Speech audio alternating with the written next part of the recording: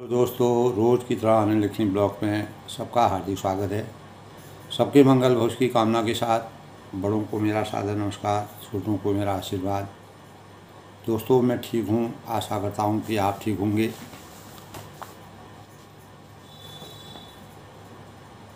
संपूर्ण रामचरितमानस के 7 कांडों के अध्ययन के पश्चात दोस्तों, जब हम उत्तरकांड के प्रसंग की समीक्षा करते हैं तो भगवान रामचंद्र जी 14 वर्ष के वनवास के बाद जब अयोध्या लौटते हैं और रघुकुल की मर्यादा के अनुसार जिन भावों को उन्होंने लक्ष्मण जी को बताया था कि लंका के राजा रावण अहंकार के बुराई के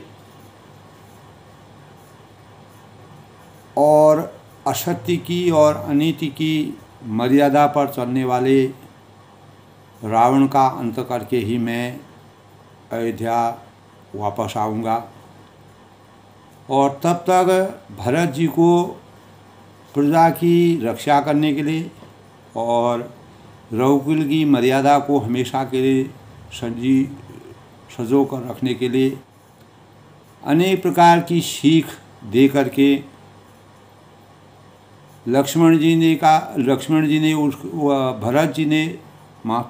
भरत जी ने रामचंद्र के द्वारा दिए गए सीख और निर्देशों का अक्षरशः पालन किया और ठीक मर्यादा पुरुषोत्तम भगवान राम जी जिस प्रकार से सन्यासी रूप को धारण करके 14 वर्ष के वनवास को पूर्ण निष्ठा और सामर्थ्य के साथ पूर्ण करने के विधान को पूरे सृष्टि में समाहित करने के भावों का संचार किया, उसी प्रकार भरत जी ने अपने आत्म चेतना और अपनी मर्यादा और अपने भाई के द्वारा इस प्रकार की दी गई सीख का सहर्ष जो है अनुपालन सुनिश्चित किया और उन्होंने उनकी खड़ाओं को राज सिंहासन बैठक पर सुशोभित करते हुए स्वयं जो है बदकल वस्त्रों में और जिस प्रकार के स्वरूप में मर्यादा पुरुषोत्तम भगवान राम जी सन्यासी के रूप में अपने जीवन को जब रामचंद्र जी अयोध्या में लौटे तभी उन्होंने अपना वस्त्र अपनी वेशभूषा में परिवर्तन किया। तो ये रघुकुल की मर्यादा के भावों का उत्तरकांड में दोस्तों तुलसीदास जी ने बड़ा ही मार्मिक वर्णन किया है। कल के प्रसंग के अनुसार मैं बताता हूँ दोस्तों, मर्यादा पुरुषोत्तम भगवान राम जी के सुंदर सुशोभित जो उनकी आभा है, जो उनके अंग प्रत्यंगों का स्वरूप है, उसको तुलसीदास जी ने उस स्वरूप का उस साक्षात दर्शन के भावों को अपने अंतःकरण में विराज करके गरुड़ जी और काकभूषणी के द्वारा किए गए जो संवाद हैं, जो उनको प्रभु के द्वारा ज्ञान प्राप्त हुआ, उसी ज्ञान का काकभूषणी जी गरुड़ जी से पूरा संवाद करते हैं। उन्हें प्रभु के भाव में, भक्ति के भाव में अपने को सामर्थ्यवान बनाने के लिए कैसे भावों से हमें अपने जीवन को उदात्त करना चाहिए, मर्यादित करना चाहिए, रघुकुल की रीति क्या है, मर्यादा क्या है, आदर्श क्या है। और इस कलयुग में भी दोस्तों उत्तरकांड में कलयुग के प्रभावों का वर्णन किया गया है तो कलयुग में भी हम अगर परमात्मा का मात्र ध्यान लगाते हैं, उनका नाम का ही अगर हम उच्चारण करते हैं, उनकी भक्ति का उच्चारण करते हैं, तो हम अज्ञान रूपी प्रकाश से अज्ञान रूपी अंधकार से ज्ञान रूपी प्रकाश की तरफ आने के भाव हमारे संचित होते हैं। तो तुलसीदास ने मर्यादा पुरुषोत्तम भगवान राम जी लाल लाल हथेलियों, नख अंगुलियों यानी नख से लेके सिख तक का जो वर्णन किया है, विशाल भुजाओं का सुंदर वर्णन किया है, उनके आभूषण किस प्रकार से थे, उसका करोड़ों कामदेवों की छवि भी उनके सामने धूमिल पड़ जाती है, शिथिल पड़ जाती है, वह अस्तित्वहीन हो जाती है। सिंह के बच्चे का जिस प्रकार सा कंधा होता है, उस प्रकार के उनके कंधे थे और शंख के समान 3 रेखाएं उनके युक्त गले पर थी। तो शंख के समान 3 रेखाएं दोस्तों भगवान शिव और रामचंद्र के स्वरूप में पाई जाती हैं। सुंदर जो उनकी ठुड्डी थी, यानी परमात्मा का जो साक्षात स्वरूप था, और एक एक अंग जैसे कि विधि ने अपने विधान के अनुसार एक एक अंग की रचना की थी। कहीं हर अंग जो है पुष्ट था, उसमें दिव्य छवि थी, आभा थी। तो तब कहा दोस्तों उन्होंने, कल बल बचन अधर अरुणारे, दुई दुई दशन विशद बन बारे, ललित कपोल मनोहर नाशा, सकल सुखद शशिकर समहासा। यानी कलबल तोतले के जैसे उनके वात्सल्य वर्णन का जो वर्णन है, लाल लाल उनके ओंठ हैं, उज्ज्वल सुंदर और छोटी सी ऊपर से नीचे की ओर दो दंतुलियाँ जो सुंदर गाल, मनोहर नासिका और सब सुखों को देने वाली, चंद्रमा के समान सुख देने वाली, समस्त कलाओं से पूर्ण चंद्रमा की जैसी छवि। चंद्रमा श्वेत वर्ण में पूर्ण आभामय मानते हैं और चंद्रमा की छवि सबसे सुंदर मानी जाती है।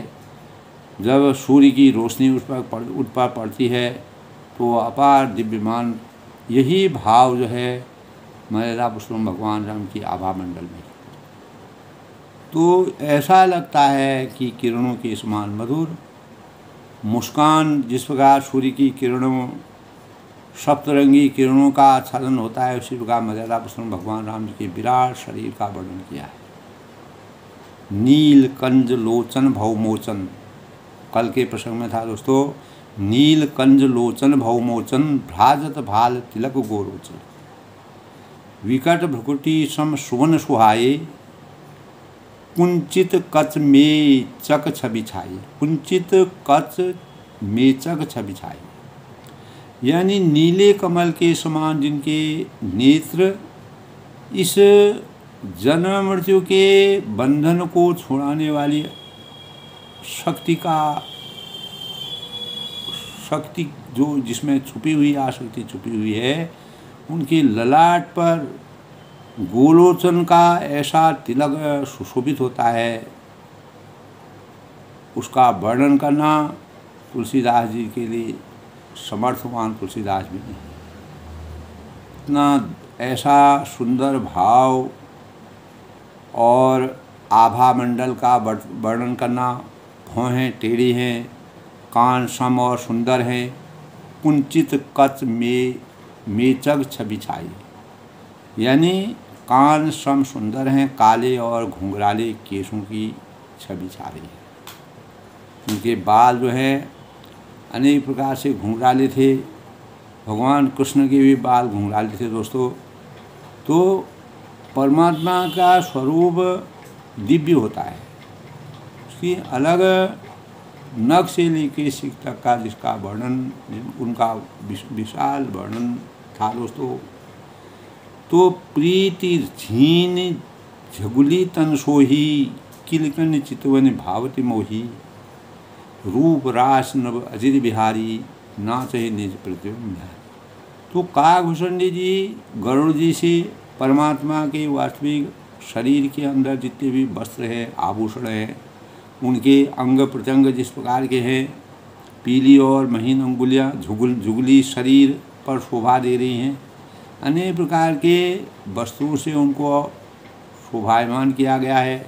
उनकी किलकारी और चितवन मुझे बहुत ही प्रिय लगती है। जब मर्यादा पुरुषोत्तम भगवान राम जी 5 वर्ष तक जब काकभूषण जी ने उनके जीवन काल बाल लीलाओं का पूर्ण रूप से विस्तार से वर्णन किया, तो राजा दशरथ जी के आंगन में विहार करने वाले रूप की राशि, जो अनेक प्रकार के आनंद की छवि की द्योतक है, श्री रामचंद्र जी अपनी परछाई देखकर कभी नाचते हैं, कभी रोते हैं, कभी इधर जाते हैं, कभी उधर जाते हैं।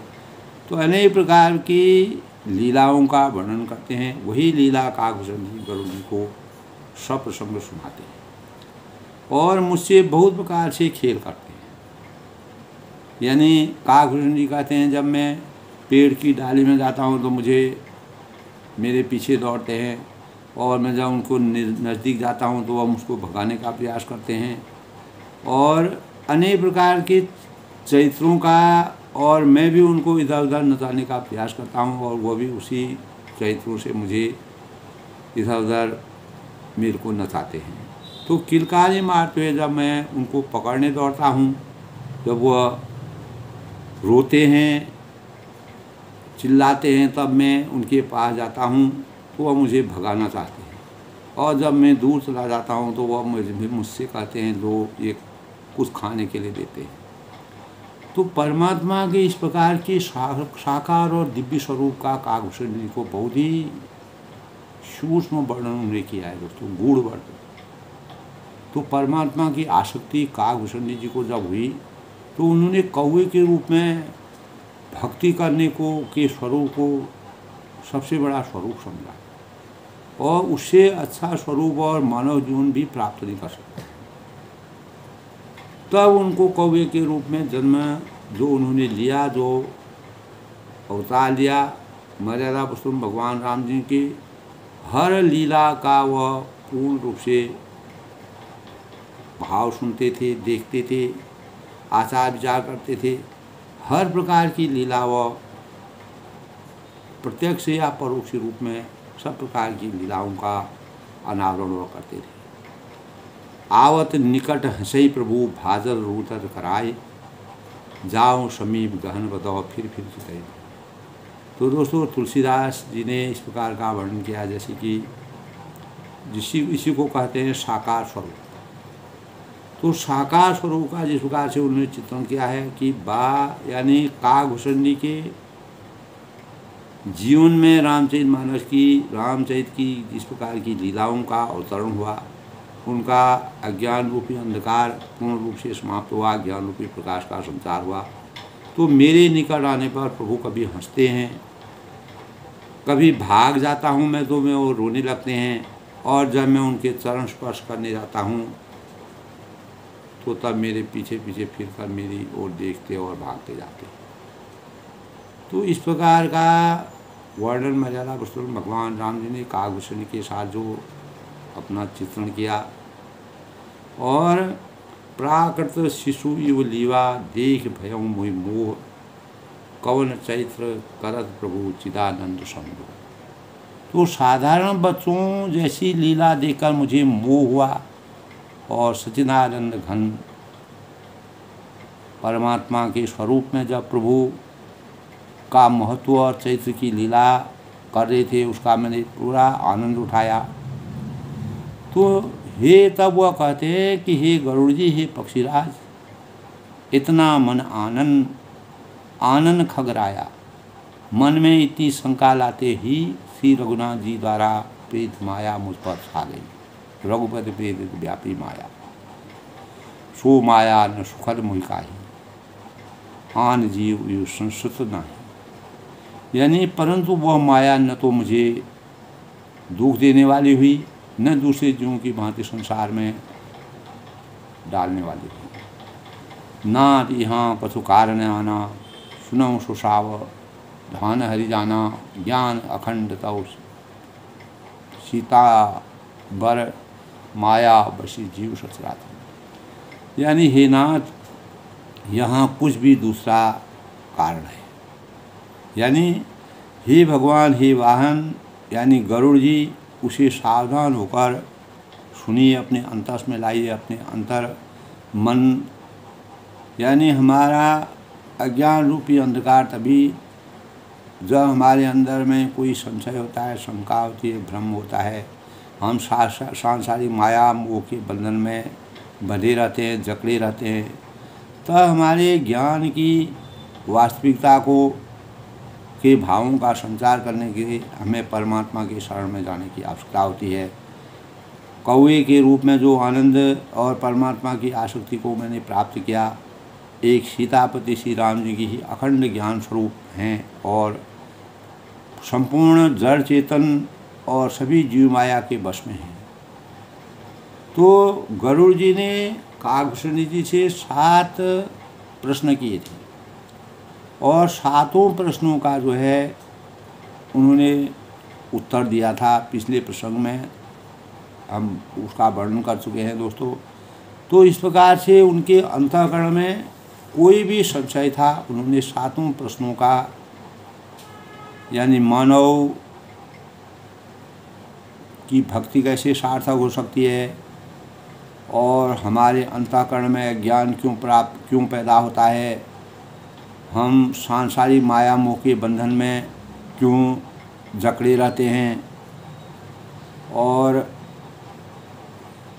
तमाम भगवान की आस्था से संबंधित उन्होंने जब प्रश्न किए, तब काकभूषणी जी ने उन्हीं 7 प्रश्नों का वर्णन बड़े प्रासंगिक ढंग से करके गरुड़ जी के संशय और भ्रम को हमेशा के लिए समाप्त करके मोक्ष की प्राप्ति। तो उन्होंने कहा कि संसार में एक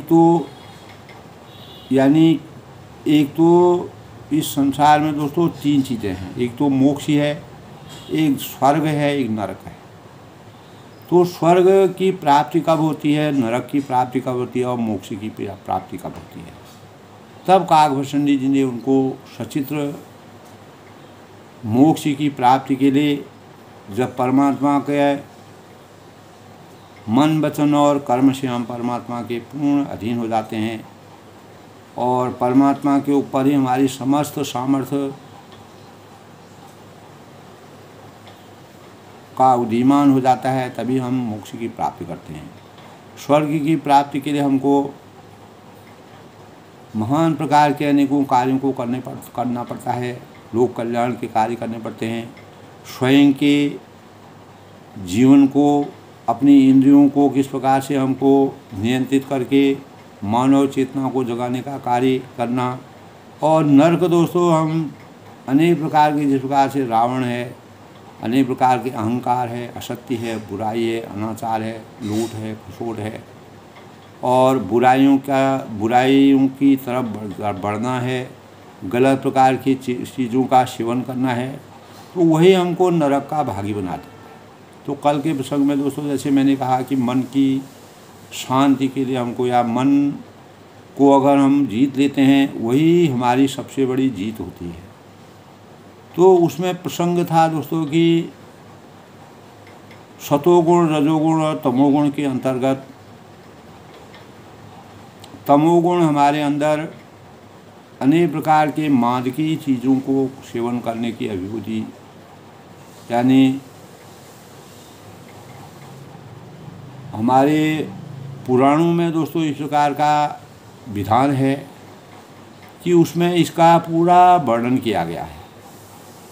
तो यानी जो तमोगुण है वो हमारे अंदर क्यों आता है, हम क्यों गलत चीज़ों का सेवन करते हैं, हम मांस क्यों खाते हैं, मांस खाने के बाद हमको हमारे अंतःकरण में किस प्रकार के विचारों का संचार होता है और उसके बाद हमको उसका प्रायश्चित कब भुगतना पड़ता है और उस प्रायश्चित के बाद जो है हमारा उसका ऋण हमको कैसे अदा करना पड़ता है, उसका सविस्तार वर्णन है। तो उसी के अनुसार दोस्तों काकभूषणी जी ने गरुड़ जी को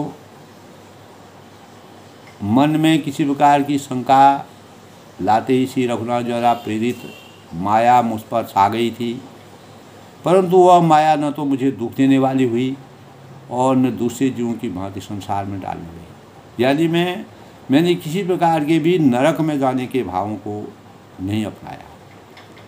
यानी मैंने अक्सर प्रयास यही किया कि मैं सतोगुण को प्राप्त करके, परमात्मा की आसक्ति प्राप्त करके, लोक कल्याण के कार्य करके, चाहे मुझे जन्म कुछ भी मिला हो तो उसी जन्म में मैं परमात्मा का ध्यान लगाऊंगा।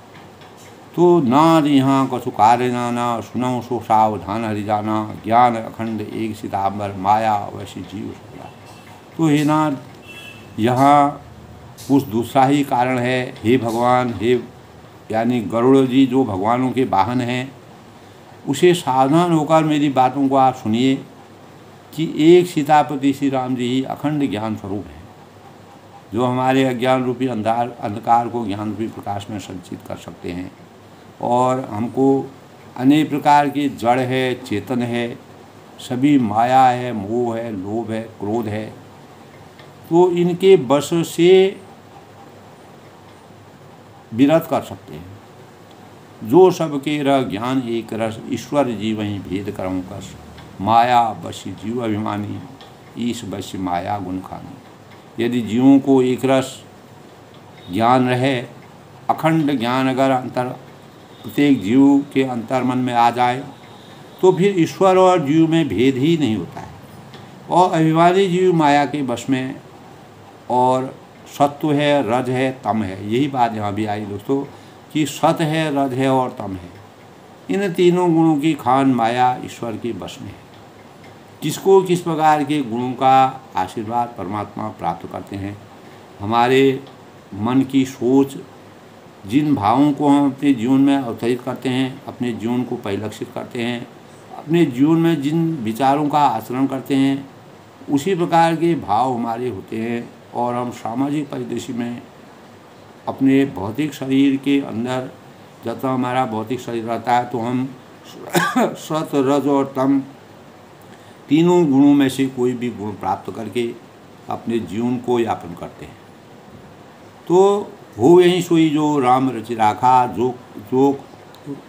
जो यानी रामचंद्र जी ने जो रचा हुआ है, होना वही है। को करी हो यही सोई जो राम रच राखा, जो जस करे तस फल राखा।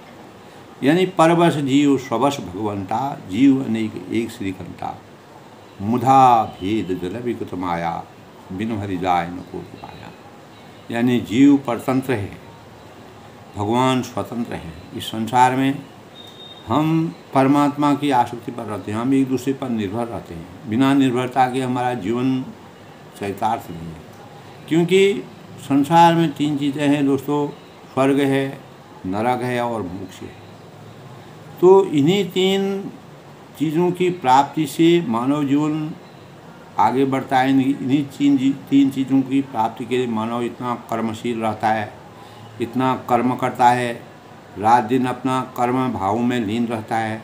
और उसके कर्मों के फलों के अनुसार जिस प्रकार के कर्म वो करेगा, उसी प्रकार के फलों का उसे फलों की प्राप्ति होगी। तो जीव जो तो इसलिए परतंत्र कहा गया है और परमात्मा स्वतंत्र है, क्योंकि परमात्मा के भाव में वही सजो कर रहता है जिसमें उस प्रकार का ज्ञान है जिसने मानव हित किया। मर्यादा पुरुषोत्तम भगवान राम जी 14 साल के वनवास के दौरान किस प्रकार के दीन है, हीन है और दुखी है, दारिद्र्य है, ऋषि है, मुनि है, उनको अनेक प्रकार के अत्याचार, अनाचार, बुराई, असत्य और कुमार्ग से सन्मार्ग पर लाने के लिए अनेक प्रयास किए, जिनके परिणाम स्वरूप वह दिव्य स्वरूप उनको प्राप्त हुआ। रामचंद्र के भजन बिनु जो जहाँ पर निर्वाण, ज्ञानवंत अभिशो नर पशु बिनु पूर्ण विषाण। तो रामचंद्र जी के, श्री राम जी के भजन, परमात्मा की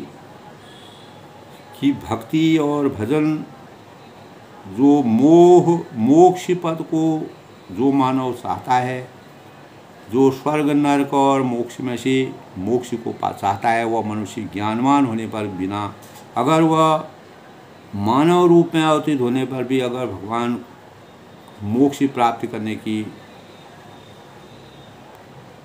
प्रयास नहीं करता है तो वह बिना मूस और बिना सिंह के पशु के समान है। यानी उसका जीवन इस मानव जीवन में अस्तित्वहीन है, किसी प्रकार के अस्तित्व की नहीं। तो हमें मानव जीवन बड़े भाग मानव तन पावा, तो मानव जीवन को पा करके हम परमात्मा लोग कितने देवी देवता हैं वो भी मानव रूप में अवतीर्ण होने के लिए सांसारिक जीवनचर्या को किस प्रकार से मानव में अनेक प्रकार के सांसारिक कार्यों को करने की वेदना होती है, उन कार्यों में हमको किस प्रकार से अपना योगदान देना चाहिए, ये प्रत्येक मानव का अपना निजी उसकी स्वतंत्रता है। और जैसे कर्मों को वह करेगा उसी प्रकार के फलों की प्राप्ति होगी। ये रामचरितमानस में काकभूषणी के द्वारा प्राप्त गरुड़ जी को दिया गया ज्ञान है। तो दोस्तों इसी परिप्रेक्ष्य में तो आज दोस्तों 11 सितंबर 2024 बुधवार का दिन, भाद्र मास के शुक्ल पक्ष की अष्टमी तिथि 11:46 तक, उसके बाद नवमी तिथि सूर्य जो है दोस्तों आज सिंह राशि में प्रवेश करेंगे, प्रीति योग है 11:54 तक, और उसके बाद जो है आयुष्मान योग का संयोग रहेगा कर्ण विधि 11:35 तक, उसके बाद बब 11:47 तक, बाद में बालो। आज का दिन शुभ कल्याणकारी और फलदायक माना गया है। आज के शुभ मुहूर्त की बात करें तो दोस्तों आज जो है अभिजीत मुहूर्त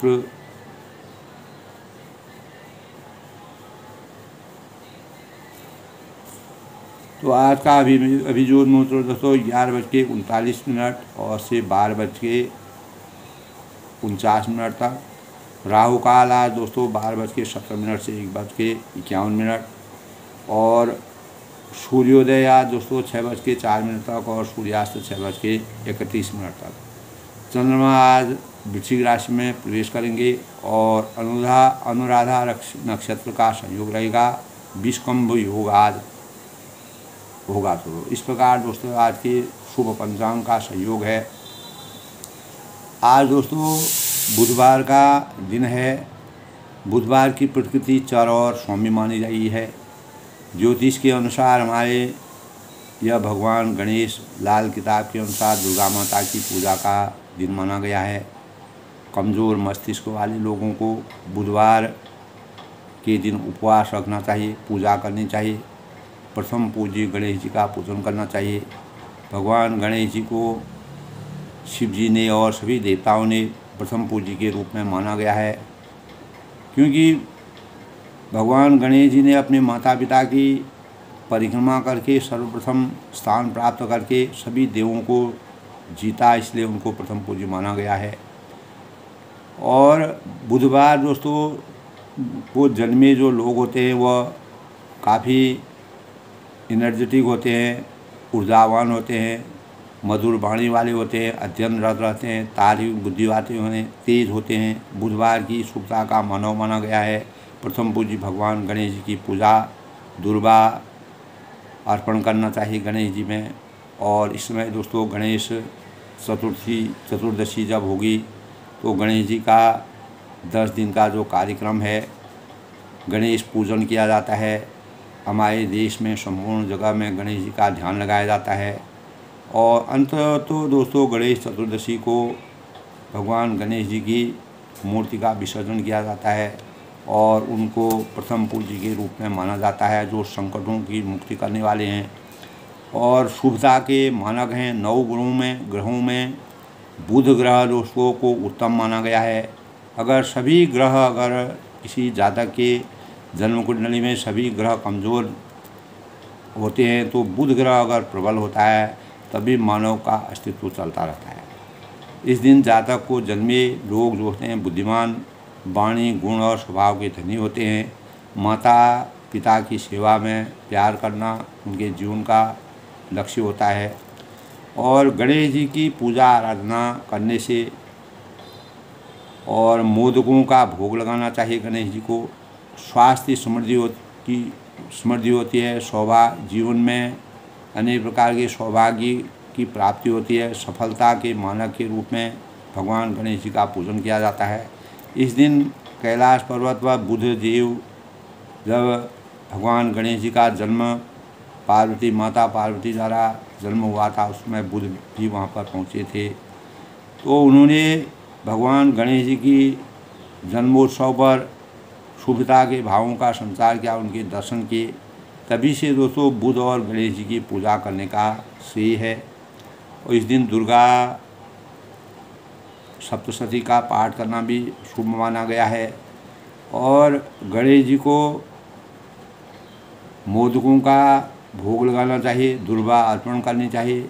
और माँ पार्वती और शिव जी, संपूर्ण परिवार जो शिव परिवार है, उनकी आराधना करने का श्रेय है। तो दोस्तों बुधवार का दिन जो है बुध ग्रह और भगवान गणेश जी को समर्पित माना गया है। और धैर्य यानी हिंदू धर्म में भगवान गणेश विघ्न बाधक के रूप में माने गए हैं और प्रथम पूज्य देवता माने गए हैं। संकटों की मुक्ति करने का, दुख हरता, सुख करता। और इस प्रकार से दोस्तों भगवान गणेश जी का पूजन करने से हमारे जीवन में शुभता का संचार होता है। और ओम गजाननं भूतगणां सेवितं कपिजम्बू फलचार भक्षणं उमा सुतं शोक विनाशकारकं नमामि विघ्नेश्वर पादपंकजं। तो ओम गणपते नमः का जाप करना चाहिए। तो बुधवार हमारे जीवन में दोस्तों व्यापार की दृष्टि से शुभ माना गया है। और अनेक प्रकार के हमारी बुद्धि को प्रबल करने का दिन माना गया है। तो बुधवार का व्रत करने से हमारी मानसिक चेतना में जो अज्ञान होता है हमारा हमेशा के लिए समाप्त होता है और ज्ञान के भावों का उदय होता है। तो इसीलिए दोस्तों बुधवार जो कमज़ोर मस्तिष्क वाले लोग होते हैं,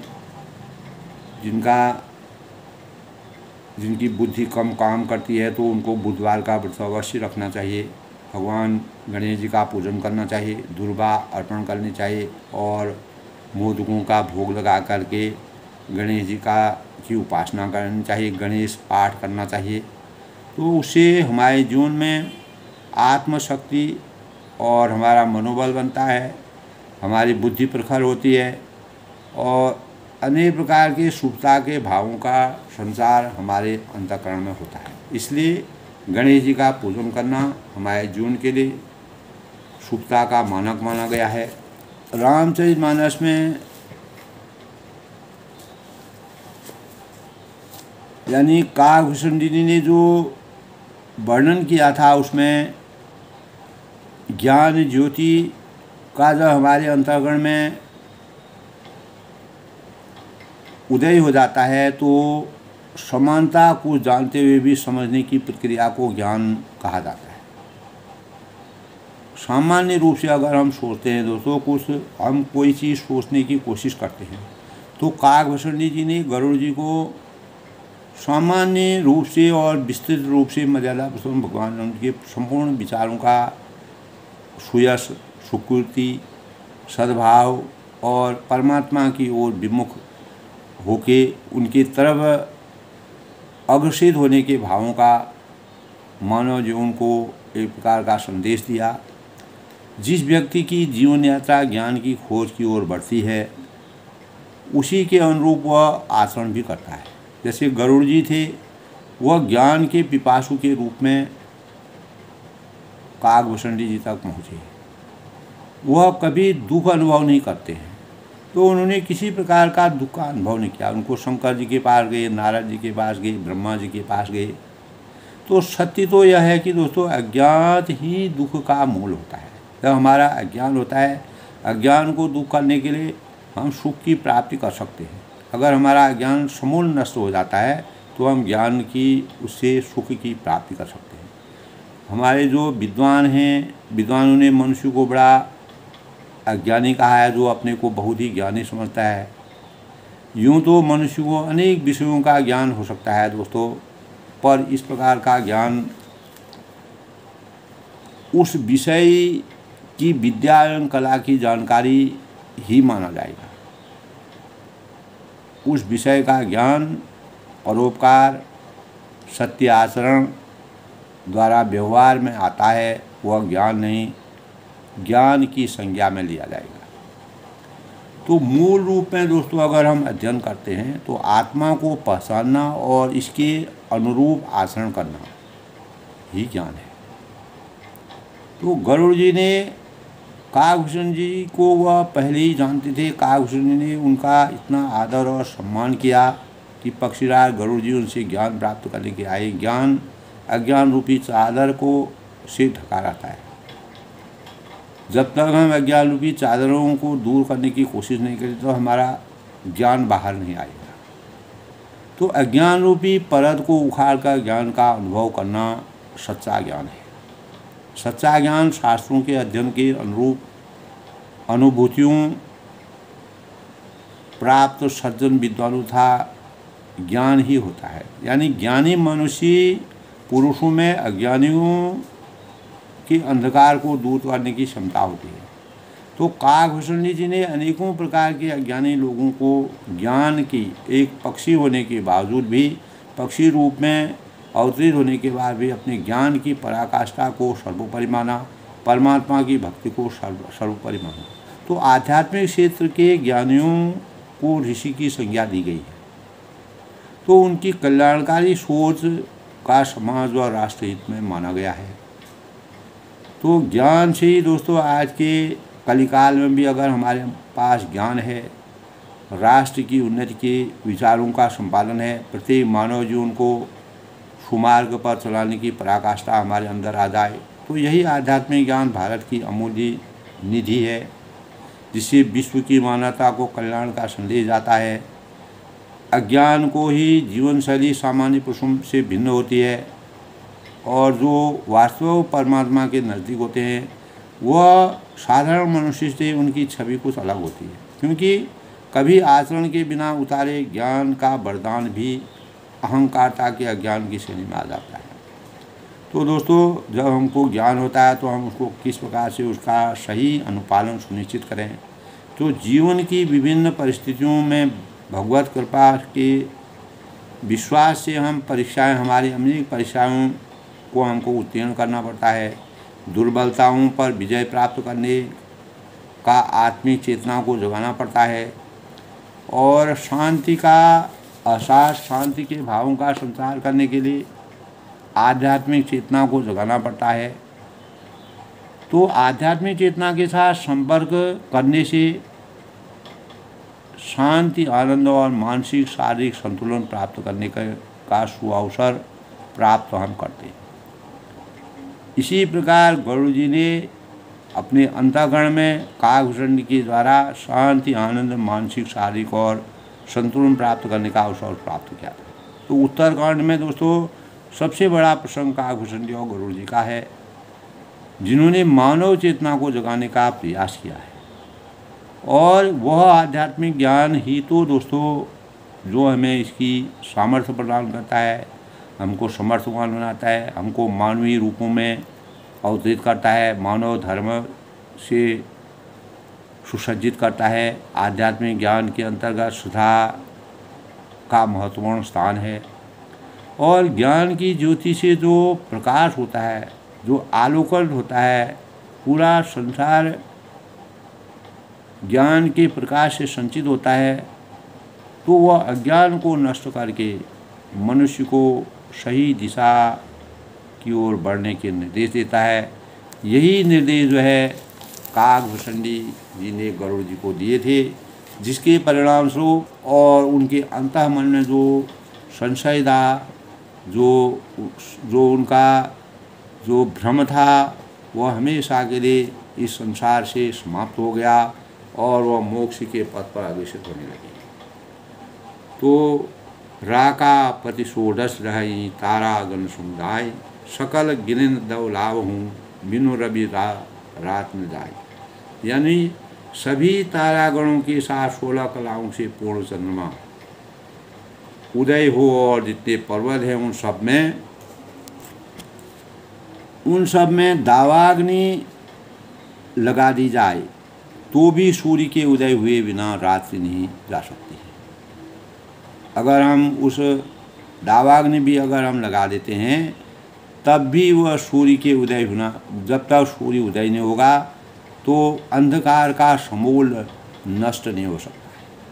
यानी परमात्मा की आसक्ति के बिना यह संसार में जागृति और चेतना का संचार नहीं हो सकता है। भक्ति में, आसक्ति में, और जो मोक्ष के द्वार का रास्ता है वह भक्ति में ही समाहित है। वह हमको भक्ति के माध्यम से भी प्राप्त होता है। ये काकचंडी ने गरुड़ जी को बताया।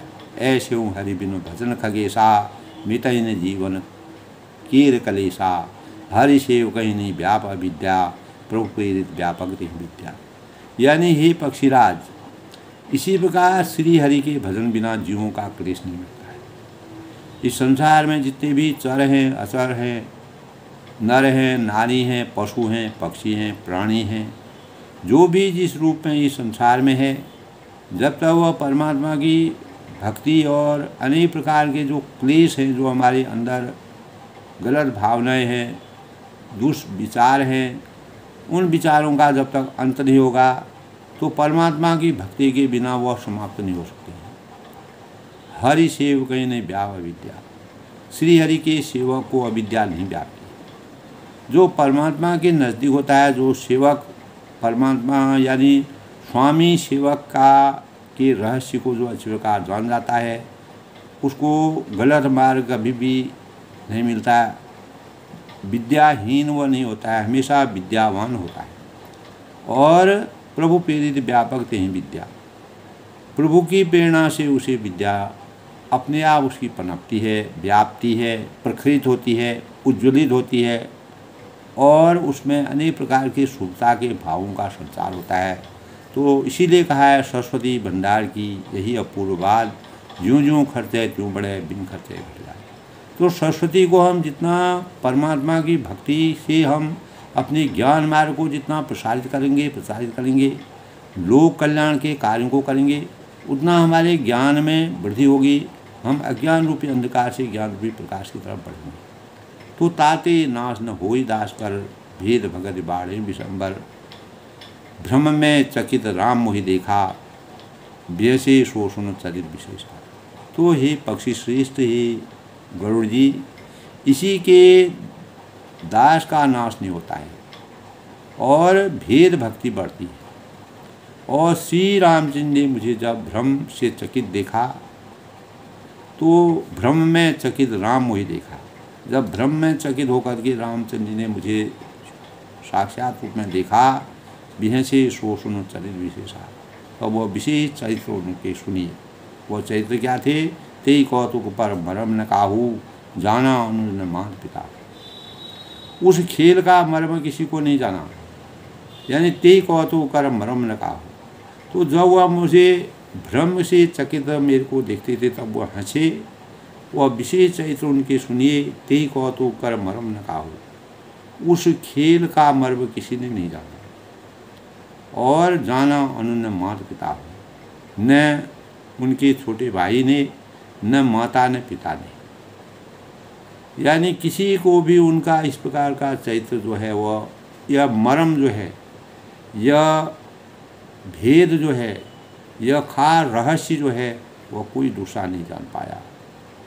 जान पान धाये मोहि हरना, वे श्याम शरीर और लाल लाल हथेली और चरण वाले श्यामल गाल अरुण कर जरना, शरण और तल वाले बाल रूप से राम जी घुटने और हाथों के बल मुझे पकड़ने के लिए दौड़ते हैं। तो इस प्रकार की लीला उन्होंने केवल मेरे लिए की थी और किसी के लिए, न माता के लिए की, न भाई के लिए की, न पिता के लिए की। कभी भी उनके इस मर्म को, इस रहस्य को कोई नहीं जानता है।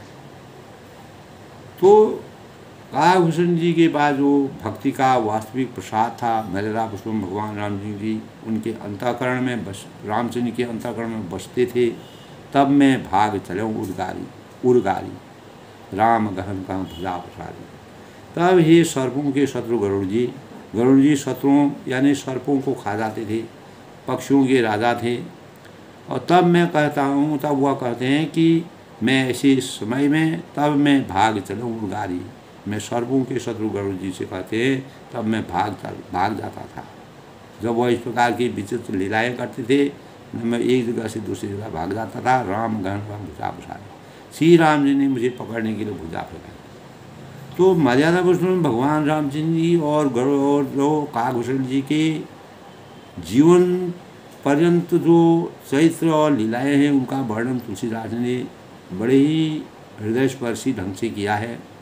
जिमी जिमी दूर उड़ाऊँ आकाशा, जैसे जैसे मैं दूर आकाश में उड़ के चला जाता हूँ तो तहाँ भुज हरि देखो निज बासा, वैसे ही वहाँ श्री हरि भुजाओं को अपने आप मेरे को देखते थे, भुजाओं को उठा उठा करके मेरे को देखते थे जितना मैं दूर चला जाता था।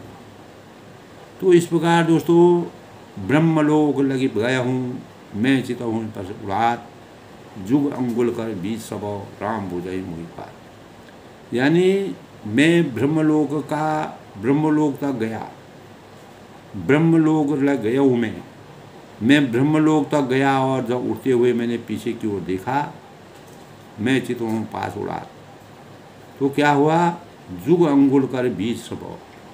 तब वे तात श्री रामचंद्र जी भुजाओं और मुझ में केवल 2 ही अंगुल का बीच था, यानी 2 ही अंगुली का अंतर था।